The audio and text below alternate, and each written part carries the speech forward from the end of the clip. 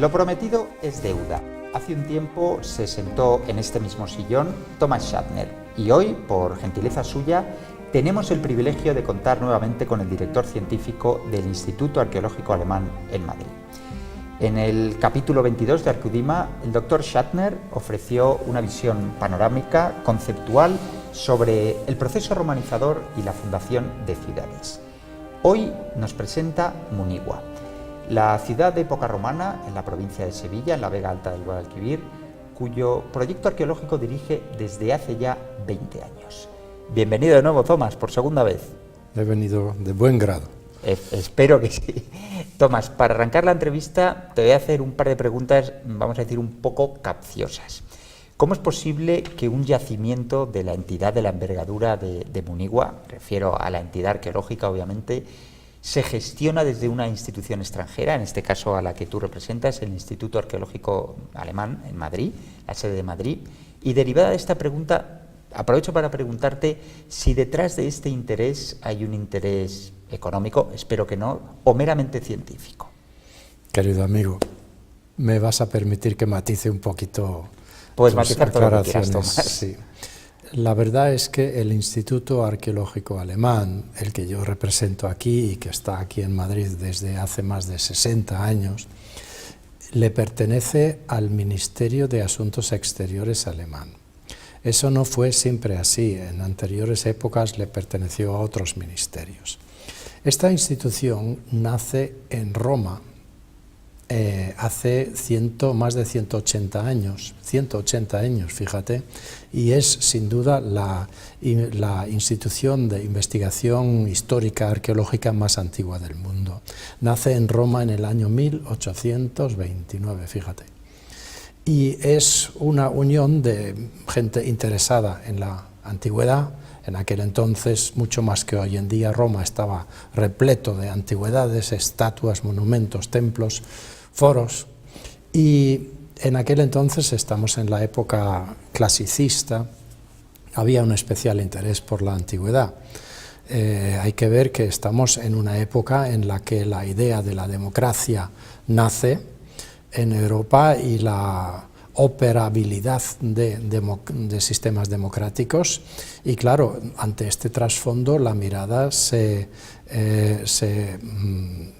echaba para atrás en la antigüedad, donde de hecho había democracias, ¿no? Roma hasta cierto punto era una democracia, Atenas era una democracia radical, y evidentemente había por tanto un interés de la contemporaneidad en la antigüedad. Eso es una parte de la respuesta. La otra es esta institución, Instituto Arqueológico Alemán, que ahora está en Berlín. Es un proceso largo y daría para otro programa más. Siempre hay tiempo, Tomás. 180 años de historia, son muchos años. La verdad es que de esta institución, que al principio tuvo un nombre italiano, Instituto di Corrispondenza Archeologica, a lo largo del siglo XIX, ya a finales se convirtió en una entidad alemana. Pero hay todo un sistema de miembros correspondientes que son de todo el mundo prácticamente, más de 1000 miembros. Es decir, se puede decir que es una institución alemana, pero digamos respaldada por un grupo de científicos de todo el mundo. El sistema de trabajo fue siempre el de tener la central en Alemania, en Berlín, pero de estar representado en los países en cuestión. Con lo cual, hay un departamento en Roma, hay un departamento, siempre lo hubo, hay un departamento en Atenas y también en el Cairo, Istambul y tal, y también evidentemente en Madrid. Y así estamos aquí desde hace más de 60 años. La segunda matización que me permites es el de la gestión, ¿no? Es decir, nosotros no gestionamos el yacimiento de merece Munigua. una precisión, es verdad. Sí, es decir, nosotros pedimos permiso a las entidades españolas, al principio al gobierno central y desde la existencia de las autonomías a las direcciones de bienes culturales, en este caso de la Junta de Andalucía, para poder investigar determinadas cuestiones, y esos permisos, pues la verdad es que se nos han dado. pero podría no dársenos, ¿no? Y nosotros todo lo que hacemos prácticamente es en estrechísima colaboración con los compañeros españoles.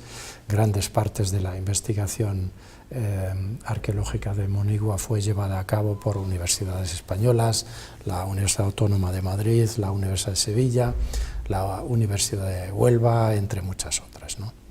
Con lo cual, arqueología es la cosa más internacional que uno se puede pensar, por el mero hecho de que las fronteras de hoy en día no son las fronteras de la antigüedad. Y si estuviéramos 2000 años atrás, sentados aquí, pues éramos miembros del mismo Estado, el Estado romano, ¿no? Con lo cual, las fronteras son cosas que han cambiado muchísimo desde los últimos milenios, y arqueología es absolutamente transfronteriza, siempre lo fue. Y sobre todo la arqueología clásica, ¿no? Mucho más que la arqueología prehistórica. La arqueología clásica siempre ha estudiado Roma y Atenas y sus provincias y el Mediterráneo, que es un bien de todos. Todos, digamos, remontamos a esa época, tanto los españoles como los franceses o los alemanes e incluso los ingleses, que no tienen contacto directo, igual que los alemanes, con el Mediterráneo. Así que el interés es científico, el interés es histórico, el interés es, como de todo arqueólogo, querer saber las realidades de la vida de aquel entonces, cómo vivía esa gente, qué pensaba esa gente, y ponerlo de ahí en alguna relación con nuestras ideas de hoy. Y de hecho fue así que nació también este interés por la arqueología, como he dicho antes, ¿no? Por el interés contemporáneo de aquella época de convertir un sistema teórico en la práctica, el sistema democrático, que ya en la antigüedad se había ejercido y para los cuales había ejemplos en la antigüedad, en un momento en que Europa, después de la época napoleónica, prácticamente después de la conferencia de Viena, toda Europa está prácticamente, arrancando una nueva época, y esa nueva época acabaría, pasado un siglo o más, en unas democracias que es el sistema vigente prácticamente en todo Occidente. Permíteme rectificar, vamos a cambiarlo de gestión por actividad científica, si me permites, Tomás. Sí. En cualquier caso, vamos a dar paso a la segunda pregunta, Tomás. Vamos a centrarnos ya en Monigua como proyecto, un proyecto que echó a andar en los años 70, si no estoy equivocado, y que tú diriges siguiendo el relevo, o mejor dicho, tomando el relevo de Theodor Hauschil, el arquitecto, arqueólogo que ha estado bastantes años pues liderando, ¿no?, las actividades científicas de publicación y de estudios en Monigua. Desde el 97 eres tú el referente, sin ningún género de dudas, pero ¿cómo valorarías las distintas etapas o fases por las que ha atravesado Monigua desde los años 70 hasta la actualidad? Mira, Daniel, hoy en día estamos acostumbrados que proyectos son limitados en el tiempo, 3 años, 2 años, 5 años. Mucho más cortoplacista. Mucho más cortoplacista, pero arqueología ya de su propia manera de ser no puede ser tan cortoplacista. Y tenemos el privilegio, y es que lo es, que la Junta de Andalucía nos ha dado, y el gobierno español, gracias, nos ha dado el permiso durante todos estos años de poder investigar ciertas cuestiones en Monigua. En un primer momento, la primera época evidentemente fueron cuestiones topográficas, es decir, qué es lo que hay, dónde está, ¿no? Llamativo fue, digamos que los compañeros del Instituto Arqueológico Alemán fueron llevados al yacimiento de Monigua por iniciativa de Félix Hernández, en aquella época conservador general de los monumentos andaluces, que había estudiado en Alemania, que había obtenido el doctor honoris causa por la Universidad Técnica de Berlín, y muy amigo del instituto de siempre, desde sus científicos, y Félix Hernández les indicó el sitio de Munigua como siendo idóneo para un proyecto a largo plazo, y de hecho es lo que estamos llevando a cabo. La primera época, como digo, fue más bien saber qué es lo que hay y dónde está, en fin, hacer un plano. La segunda época, ya a partir de los años 60, también esto típico reflejo de la época del París, lo estamos ahora mismo conmemorando, París 1968, la revuelta de los estudiantes. Es decir, la cuestión dónde vivía la gente, las casas, es decir, hacia el individuo, el ciudadano y cómo vivía. Después ya en los años 80 más bien hacia las necrópolis, 70-80 hacia las necrópolis, y ya desde los años más bien 2000 pues la dirección de la investigación está llevada hacia las bases económicas de la ciudad. Con todo ello tenemos, con más de 60 años de investigaciones, una buena imagen de una ciudad, y podemos realmente adentrarnos en cuestiones más profundas, porque esto es como todo en la vida, es decir, en 3 años, en 5 años uno puede llegar hasta un cierto nivel de reconocimiento de un problema, pero otra cosa es si tiene 60 años, evidentemente que yo tengo 62 años. No hace falta que lo digas. Así que no fui yo el único, evidentemente. Es decir, y aquí tenemos un ejemplo donde, digamos, una generación tras otra es nutrida por los resultados de la investigación que los antepasados han conseguido, ¿no? Y con lo cual yo estoy tomando el relevo de los que venían antes de mí, y los que vengan atrás de mí pues van a tomar el relevo. Es una investigación a largo alcance y eso es un privilegio, no se puede repetir las suficientes veces de que sea así. Sin duda, porque hay muchos proyectos, pero que tengan esa continuidad que hay en Munigua no es tan fácil, y menos en estos tiempos que corren.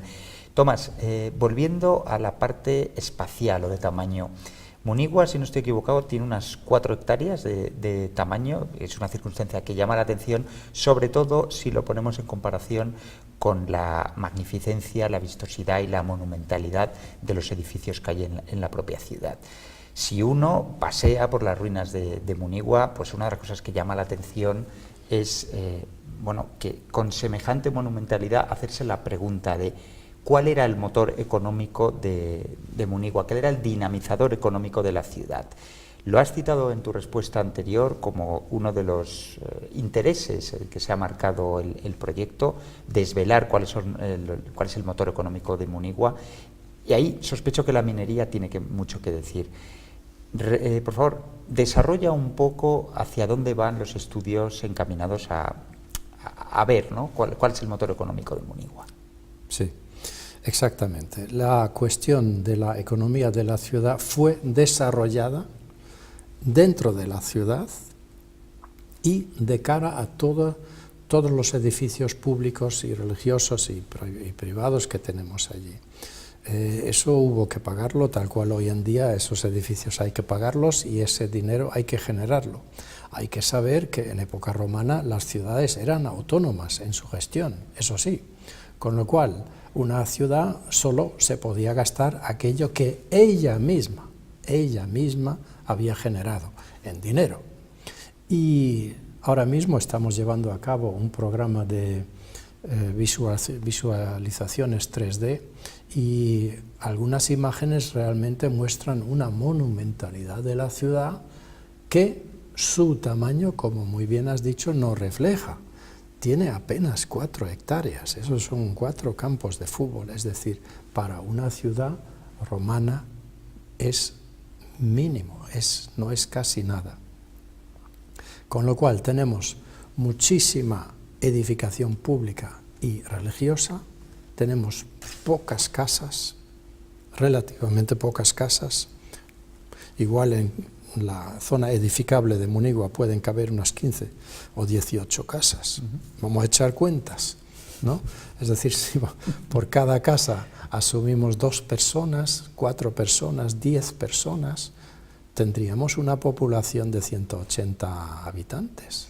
insuficiente. Y si admitimos 20 personas por casa, ya metiendo los abuelos y los tíos y los esclavos, 20 personas, llegamos a una población de 360 personas, pues es poquísimo, la verdad, ¿no?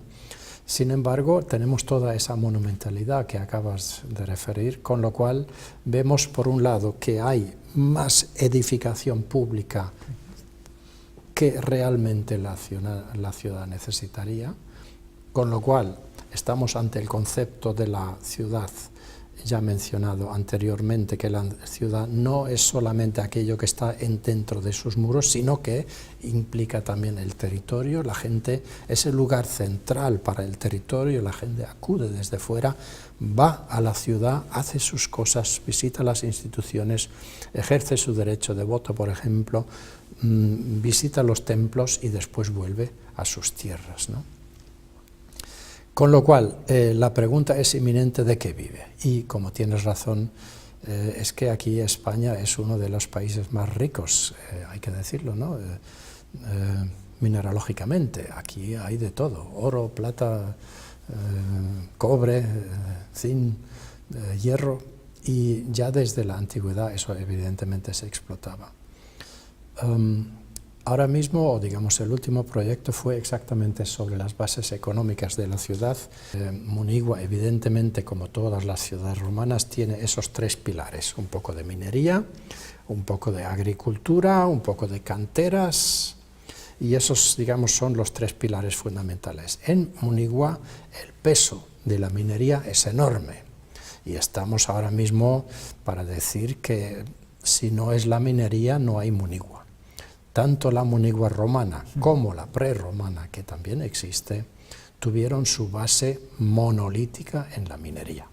Si no estuvieran ahí las minas, que son de cobre y de hierro, seguramente que allí no tendríamos un asentamiento humano en ningún momento. Seguramente que no. De hecho, si colocamos las ciudades del Valle del Guadalquivir en un mapa, vamos a ver que casi todos están en el mismo valle. Y Munigua no está en el valle, está a 16 kilómetros apartado del valle. ¿Por qué? Porque las minas están allí y se colocó la ciudad allí donde estaban las minas. Es curioso porque es un interés que también ha quedado reflejado en el término municipal donde está Munigua, que es Villanueva del Río y Minas. Exactamente. Es decir, una pista más de que efectivamente la minería fue el motor económico por antonomasia, sí, en Munigua, ya en época romana. Tomás, uno de los ejes... Sí, perdona que te interrumpa, pero sí, esas minas ya no son de cobre, sino son de carbón. Ahora son distintas. Y se da justamente un paralelismo interesante. Munigua tuvo un auge en el siglo I y II después de Cristo, y después ya empezó una fase de declinio que tardó prácticamente 400, 500 años o más. Es decir, si lo dibujáramos en una curva, ¿no? Es decir, un auge y una fase de declinio. Curiosamente, el pueblo cercano, Villanueva del Río y Minas, nuestro pueblo, tuvo una evolución semejante y paralela, nació de un golpe en el siglo XIX con el carbón. Es la época en la que el carbón es determinante, los ferrocarriles, las locomotoras, la revolución industrial, y en el momento en el que se acaba el carbón entra en declinio, es en esa fase en la que ahora mismo se encuentra, ¿no? Con lo cual es un paralelismo interesante también, un pueblo que solamente vivía de la mina, no vivía de otra cosa, sino de la mina, ¿no? Hablaba Tomás de la religión como uno de los ejes vertebradores de todas las sociedades antiguas, prácticamente sin excepción, sí, y yo creo que la romana tampoco es una excepción en ese sentido. ¿Cómo describirías el panorama religioso en Munigua a partir de lo que son las evidencias arqueológicas? Y me refiero a templos, a áreas sacras, a edículas como la del famoso templo de Mercurio de Munigua, e incluso a inscripciones o a menciones a la expresión religiosa del municipio muniguense. La civilización romana se destaca por el hecho de que la política y la religión va uno de la mano del otro de una forma perfectamente hermanada. Esa relación es incluso institucionalizada, es instrumentalizada por Augusto, y la verdad es que tenemos, o digamos, los templos son edificios marcantes dentro del panorama de las ciudades romanas. Normalmente se encuentran siempre en el centro de la ciudad, después hay otros templos un poco más afuera, pero últimamente hemos trabajado mucho sobre el panorama religioso de Munigua, sobre sus templos. Tenemos la suerte de que en Munigua se hallaron más de 80 inscripciones en las cuales aparecen nombres de divinidades. Pero allí se nos abre el típico problema de los arqueólogos: hay una inscripción, o hay varias inscripciones, hay varios edificios de templos, pero no sabemos qué inscripción le pertenece a qué templo. Y eso abre, claro, debates sin fin. El clásico galimatías. El clásico galimatías. Y si no encontramos la inscripción dentro del mismo edificio, con lo cual tendríamos un argumento fuerte para decir que esta inscripción le pertenece a este edificio, ahí nos faltan argumentos, y es el caso, como en casi todos los casos, es así. Las inscripciones se hallan fuera de su lugar original y con ello se pierde la conexión con su templo. En Munigua tenemos el santuario de terrazas en lo alto de la colina, dominando todo el paisaje. Es un edificio muy grande, derivado de modelos itálicos, que a su vez en Italia son derivados de edificios helenísticos en Grecia. Es toda una línea evolutiva que ahí se plasma. Los ejemplos itálicos son bastante mayores, son 6-7 veces mayores que el de Munigua, que ya nos parece grande, y este tipo de santuarios son santuarios de terrazas, que las llamamos porque hay varias terrazas superpuestas sobre las cuales están las varias edificaciones, ¿no? A media altura de la colina municipal está el templo de Podio, después por debajo está el foro con su templo. Dentro del foro hay un santuario, al lado del foro hay otro santuario, y ese sí es el único santuario donde la inscripción se halló realmente dentro de la ruina del templo que se había caído, y es el templo de Mercurio. Es el único que conocemos con seguridad. Y ahora toca, por tanto, repartir inscripciones con templos. En fin.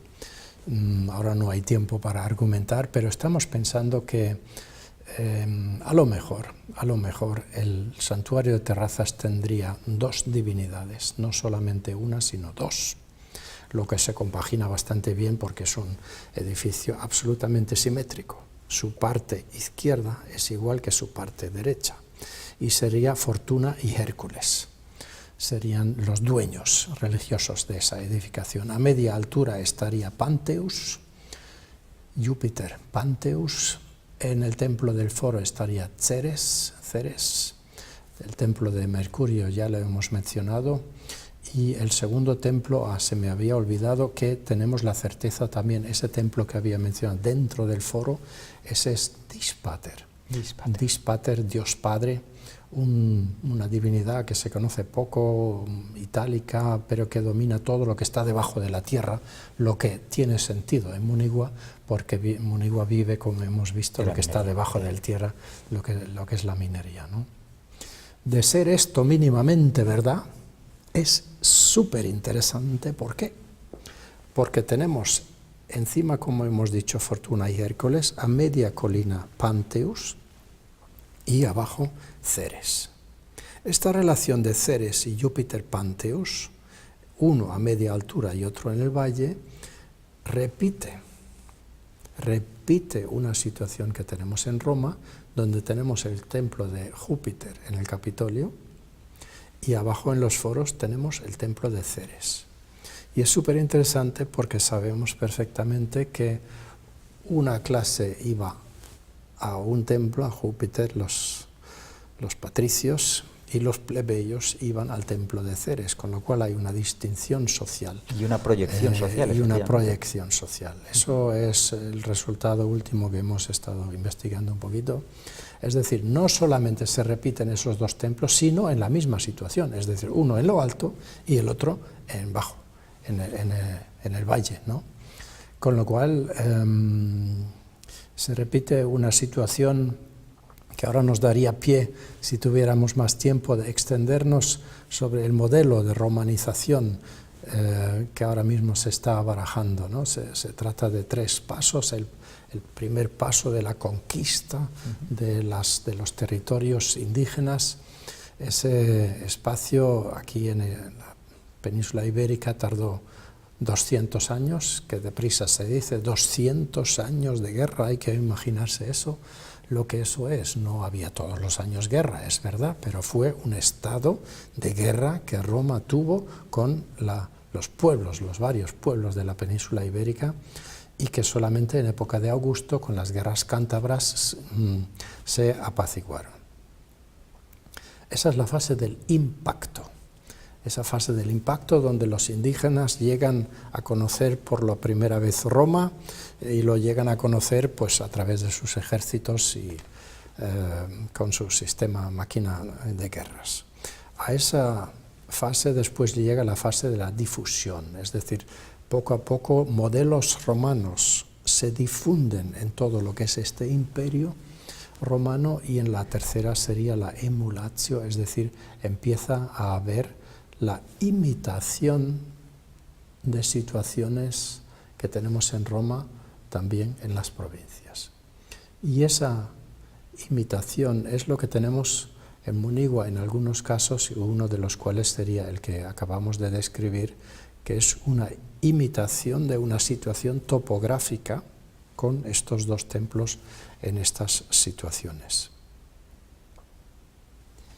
Tomás, interesantísimo este desglose de etapas de romanización, que lo podemos ver en Munigua, en cualquier otro yacimiento español, pero a modo de balance, de recapitulación, ¿qué nos deparará Munigua en los próximos años en términos de proyectos, de intervenciones arqueológicas, de estudios? ¿Qué nos va a deparar Munigua en los próximos años? Bueno, nosotros ahora mismo estamos ocupados en hacer unas visualizaciones de esta ciudad. Sobre todo estamos interesados en saber cómo funcionan los edificios, es decir, no solamente reconstruirlos, un trabajo que hacemos conjuntamente con el doctor Elio Ruy Pérez, sino que saber cómo funcionan estas edificaciones, ¿no? Ahora mismo estuvimos con el tema del foro, ¿no? Es decir, un foro. ¿Cómo funciona el foro? El foro es un edificio público que tiene la institución romana más importante, ya que todos los años se vota aquí, ¿no? En estas ciudades romanas se vota todos los años sus alcaldes, que en este caso son 2, los duumviri. Y pudimos perfectamente reconstruir el proceso de votación. Por la mañana se llama a los ciudadanos, es decir, solamente el ciudadano tiene derecho a voto, el esclavo no lo tiene, el extranjero no lo tiene, las mujeres tampoco lo tienen, y se llama a los ciudadanos romanos para que se aglomeren en la plaza de la ciudad. Allí se vuelve a discutir los nombres que están en cuestión para desempeñar los varios cargos, y cuando llega la hora de votar, el Supremo Magistrado llama para dentro del foro aquellos ciudadanos que tienen derecho a voto. Entran, se cierran las puertas, con lo cual se sabe aquellos que están dentro son los que realmente tienen derecho a voto. Y después hay todo un recorrido dentro del foro, avanzan, pasan primero por una galería de los prohombres, de los grandes hombres de la ciudad, después pasan por otra ala del foro, que es donde están las divinidades, donde está ese templo de Dispater, el Bonus Eventus está allí también, entran por delante del templo del foro, que es donde está sentado el magistrado supremo, y se producirá la votación. Esa votación o podría haber sido, eso sí que no lo sabemos, o oral, es decir, se le pregunta a quién votas, a fulano o a mengano, y dice Mungano, y está el esclavo escribiendo y marcando el número de votos, o entonces sería por tablillas, ¿no? Había cestos con tablillas con los nombres de los candidatos y se coge una tablilla y los mete en el cesto. Yo voto a este. Y después está el esclavo contando los votos. Bueno, y lo curioso es que se entra por una puerta que se cierra, se pasa el recorrido todo y después de la votación se sale por otra puerta, que no es la misma por la que se entró, para que no hubiera, digamos, votación doble. En eso los romanos fueron muy escrupulosos. ¿Está atestiguado por las fuentes posibles? Sí, ese proceso lo conocemos de Roma. Claro. Y si lo que sabemos de Roma lo aplicamos a la situación de Munigua, la verdad es que nos resulta perfectamente explicable el edificio de esta forma. Otra faceta de la emulatio, evidentemente, se exactamente, reproduce en los mismos patrones. Exactamente, no, pues eso sí que estaba estipulado, ¿no? Es una forma de imitación del proceso de voto, aunque hay poco hay que imitar. El voto de hoy en día es igual, es decir, uno entra en una cabina, lo que hoy es, se hace una cruz, ¿no?, en el listaje de los partidos y de los nombres a votar.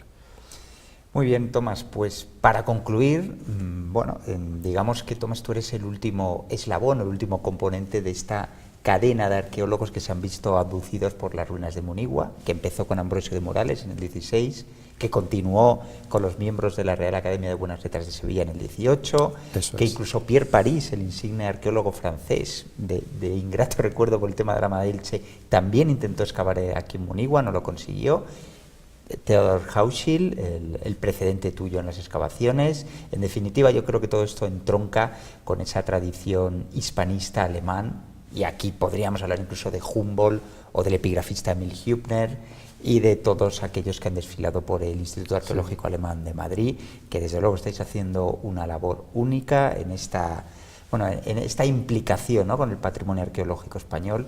Como español te lo agradezco, y te agradezco que hoy hayas compartido con nosotros y nos hayas trasladado todas estas novedades de Munigua. Espero que no sea la última vez que te tengamos aquí sentado en los sillones de Arqueudima y que tengamos el placer de escuchar una voz autorizada como la tuya sobre temas romanos. Muchas gracias, Tomás, por estar aquí en Arqueudima.